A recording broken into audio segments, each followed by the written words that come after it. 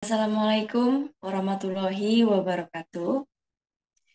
Saya Esa Nurlian dari Universitas Teknologi Digital, Prodi Manajemen, kelas K121MR.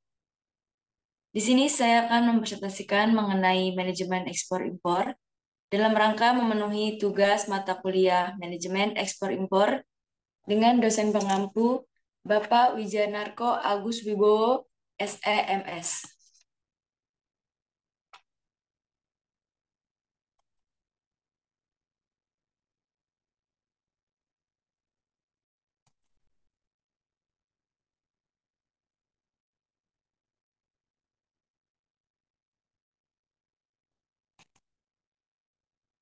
Berikut saya akan menjelaskan mengenai prosedur ekspor dengan skema pembayaran letter of credit. Di sini pertama ada korespondensi dan pembuatan kontrak. Lalu yang kedua pembukaan letter of credit. Yang ketiga mengirimkan letter of credit. Yang keempat meneruskan letter of credit. Yang kelima penyiapan barang. Lalu yang keenam ada pemesanan kapal. Yang ketujuh ada pendaftaran dan fayat muat, PB atau PBT. Yang kedelapan ada pemuatan barang. Yang ke-8A ada pengurusan SKA. Yang ke-9 ada negosiasi letter of credit. Yang ke-10 ada pengiriman dokumen sesuai letter of credit. Yang ke-11 menyampaikan dokumen. Lalu yang terakhir di sini ada pengeluaran barang.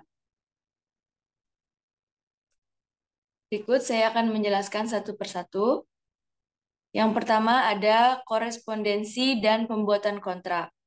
Nah, ini merupakan tahap awal di mana eksportir berkomunikasi dengan importir untuk membuat kontrak yang mencakup detail seperti harga, jumlah barang, dan juga jadwal pengiriman. Lalu selanjutnya ada pembukaan letter of credit. Jadi setelah kontraknya dibuat, maka pihak eksportir ini harus membuka letter of credit yang merupakan janji pembayaran dari bank kepada pihak eksportir. Lalu yang ketiga tadi ada mengirimkan letter of credit. Nah, di sini pihak eksportir mengirimkan letter of credit tersebut kepada bank penerima yang akan mengirimkan kepada pihak importir. Setelah itu ada penyiapan barang. Pihak eksportir menyiapkan barang sesuai dengan spesifikasi yang ditentukan dalam kontrak. Setelah penyiapan barang, maka harus meneruskan letter of credit. Pihak eksportir meneruskan letter of credit kepada bank yang akan mengirimkannya kepada pihak importir. Selanjutnya pengadaan corresponding opening bank. Setelah meneruskan letter of credit, maka pihak eksportir mengadakan negosiasi dengan bank yang akan membuka letter of credit tersebut. Selanjutnya tahap ketujuh yaitu pengiriman dokumen, di mana pihak eksportir ini mengirimkan dokumen yang diperlukan kepada bank penerima. Setelah itu melanjutkan pendaftaran fayat muat. Pihak eksportir harus mendaftarkan barang dan mendapatkan izin untuk memuat barang tersebut ke dalam kapal. Setelah mendapatkan izin, selanjutnya menegosiasi letter of credit. Pihak eksportir bernegosiasi dengan bank agar mendapatkan letter of credit yang sesuai. Setelah mendapatkan letter of credit yang sesuai, maka selanjutnya adalah pengeluaran barang. Di sini tahap di mana barang sudah dikeluarkan dari gudang eksportir, lalu dikirim ke pelabuhan. Setelah dikirim ke pelabuhan, selanjutnya ada pengurusan SKA. Di sini pihak eksportir mengurus surat keterangan anggota bea dan cukai. Setelah itu masuk ke tahap terakhir, yaitu pengapalan, di mana pihak eksportir mengatur pengapalan barang ke pelabuhan tujuan. Jadi alur ekspor ini tuh sangat penting dalam setiap tahapnya. Dan alur ekspor ini mencakup berbagai tahapan yang harus dilalui oleh pihak eksportir untuk mengirim barang ke luar negeri. Mulai dari komunikasi awal dengan importir, lalu pembukaan letter of credit, penyiapan, hingga pengiriman barang ke pelabuhan tujuan. Dan semua tahapan ini memiliki peranan sangat penting, sehingga harus dipastikan berjalan dengan lancar dan sesuai dengan ketentuan yang berlaku.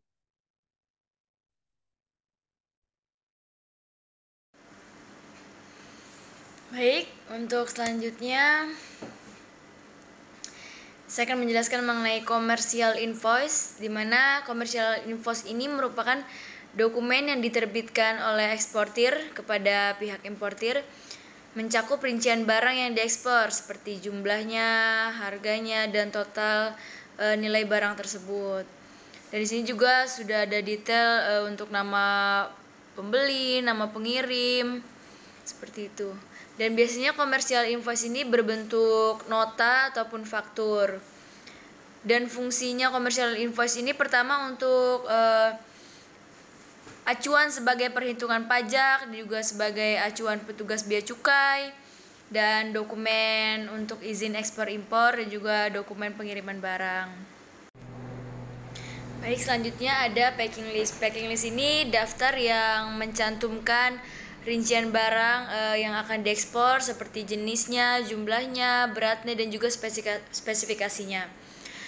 Tujuan packing list ini untuk mempermudah petugas dalam pengecekan atau pemeriksaan, sehingga petugas sudah mengetahui isi-isi daripada kontainer tersebut. Selanjutnya ada Certificate of Analysis atau COA. Dokumen ini diterbitkan oleh pemerintah atau organisasi terkait menunjukkan analisis kualitas barang yang diekspor.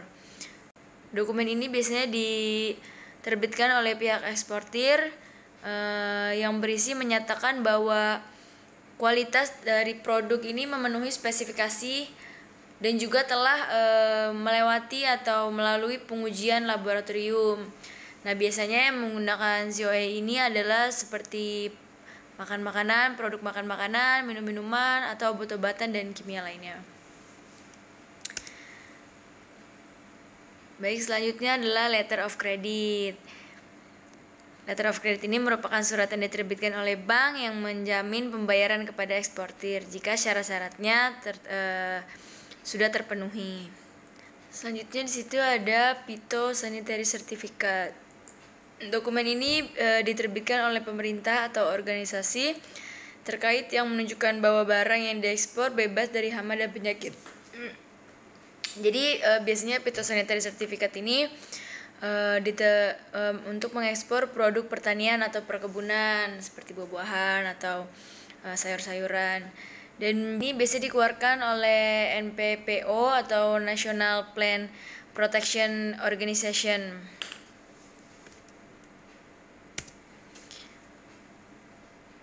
Selanjutnya di sini ada Bill of Lading. Dokumen yang diterbitkan oleh perusahaan pelayanan yang menunjukkan bahwa barangnya telah diterima untuk pengiriman. Di situ juga ada foto contoh Bill of Lading. Selanjutnya di sampingnya ada contoh fumigation certificate. Fumigation certificate ini dokumen yang diterbitkan oleh pemerintah atau organisasi terkait yang menunjukkan bahwa barang telah diperlakukan dengan fumigasi untuk mencegah hama dan penyakit. Fumigasi ini seperti proses karantina untuk barang dalam rangka mencegah terjadinya pembusukan pada barang atau juga mencegah masuknya virus, hama dan juga penyakit agar tidak terbawa atau masuk ke suatu negara. Jadi di sini ada proses pengendalian khusus untuk hama dan penyakit. Selanjutnya ada Airwheel Bill. Airwheel Bill merupakan dokumen yang diterbitkan oleh perusahaan penerbangan yang menunjukkan bahwa barang telah diterima untuk pengiriman melalui udara. Jadi kalau melalui udara maka akan menggunakan dokumen Airwheel Bill. Selanjutnya ada veterinary certificate. Dokumen ini diterbitkan oleh pemerintah atau organisasi terkait yang menunjukkan bahwa barang yang diekspor bebas dari penyakit hewan. Selanjutnya ada juga polis asuransi. Polis asuransi ini merupakan dokumen yang diterbitkan oleh perusahaan asuransi yang menunjukkan bahwa barang telah diasuransikan. Itu juga ada contohnya. Ini contoh.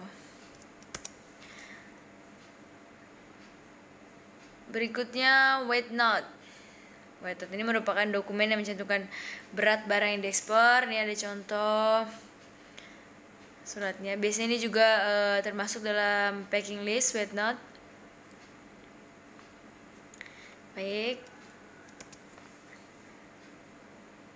Selanjutnya ada shipping instruction. Instruksi yang diberikan oleh eksportir kepada penerima barang tentang bagaimana barang harus diterima dan diangkut. Jadi sebelum barang itu diterima dan diangkut, ada instruksi atau ketentuan-ketentuan yang diberikan pihak eksportir kepada penerima barang. Baik, selanjutnya saya akan menjelaskan mengenai Incoterms 2020. Yang pertama di sini ada XW atau Xworks. Ini merupakan penjual yang menyerahkan barang di lokasi pabriknya. Jadi penjual bertanggung jawab untuk menyiapkan barang di lokasi pabrik atau gudangnya sendiri. Dan pembeli bertanggung jawab untuk mengurus semua pengangkutan asuransi dan bea masuk yang diperlukan untuk mengirim ke tujuan akhir. Resiko transfer dari penjual ke pembeli saat barang tersebut dikeluarkan dari gudang atau tempat penjual.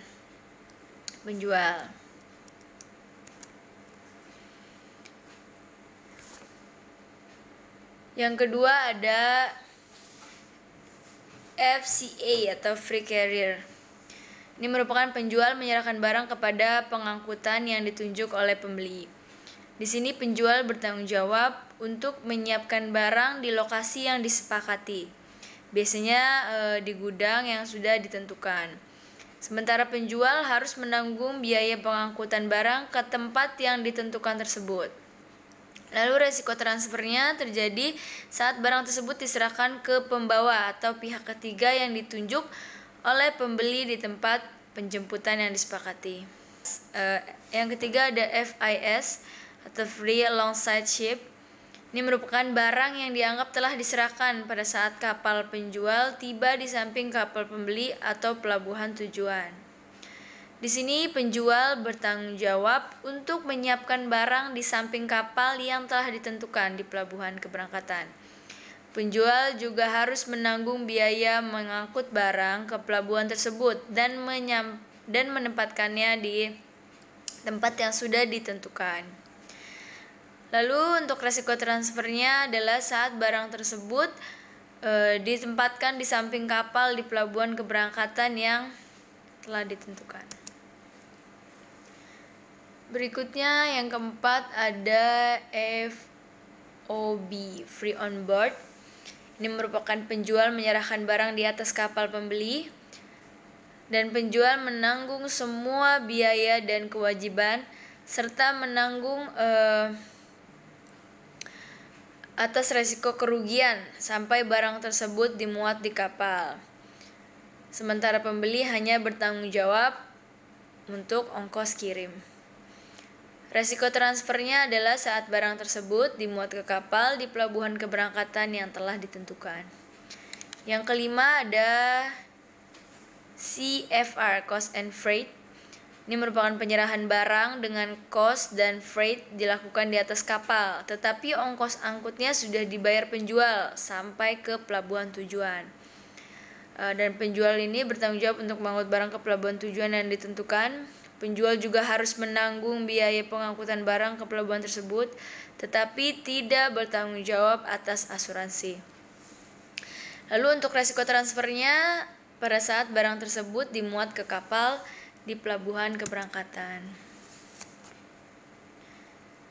Yang keenam ada CIF, Cost, Insurance, and Freight. Ini merupakan penyerahan barang dengan cost insurance, dan freight yang dilakukan di atas kapal, tetapi ongkos angkut dan premi asuransinya sudah dibayar oleh penjual sampai ke pelabuhan tujuan. Sehingga dengan begitu penjual wajib untuk mengurus formalitas ekspor. Penjual bertanggung jawab untuk mengangkut barang ke pelabuhan tujuan yang ditentukan dan harus mengurus asuransi pengangkutan barang ke pelabuhan tujuan.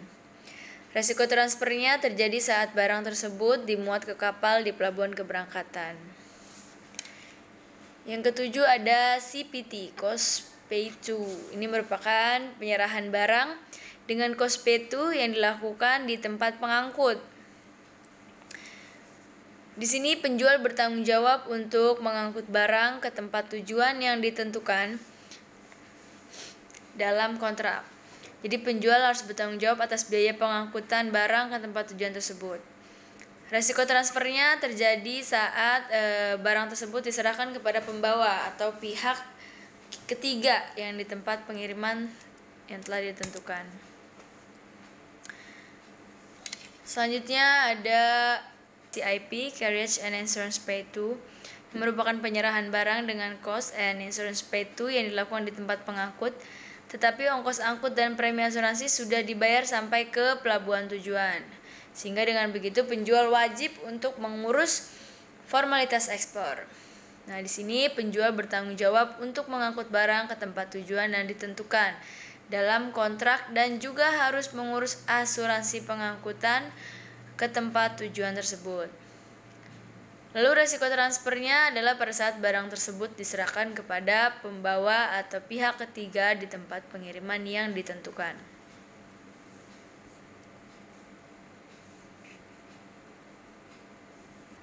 Yang 9 ada DPU atau Delivered at Place Unload.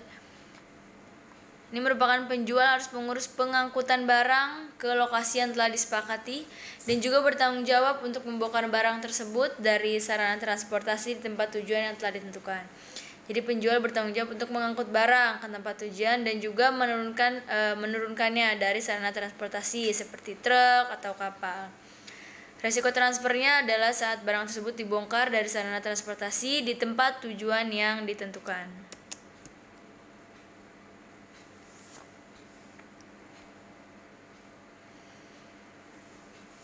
Lalu yang ke-10 ada DAP atau Delivered at Place. Ini merupakan penjual menanggung semua resiko dan biaya pengiriman barang ke lokasi yang disepakati. Di sini penjual bertanggung jawab untuk mengangkut barang ke tempat tujuan yang ditentukan dalam kontrak.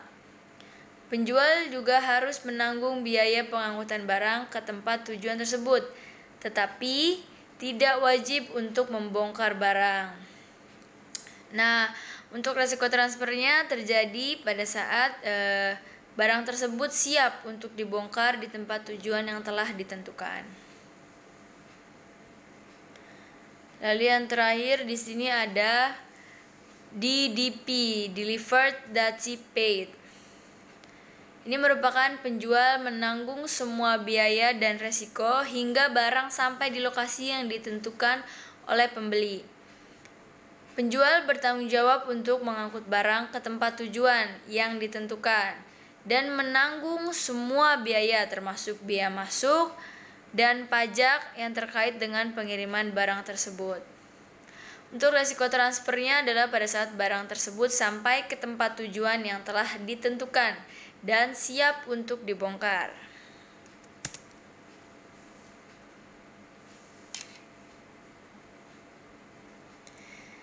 Baik, terima kasih. Cukup sekian presentasi dari saya.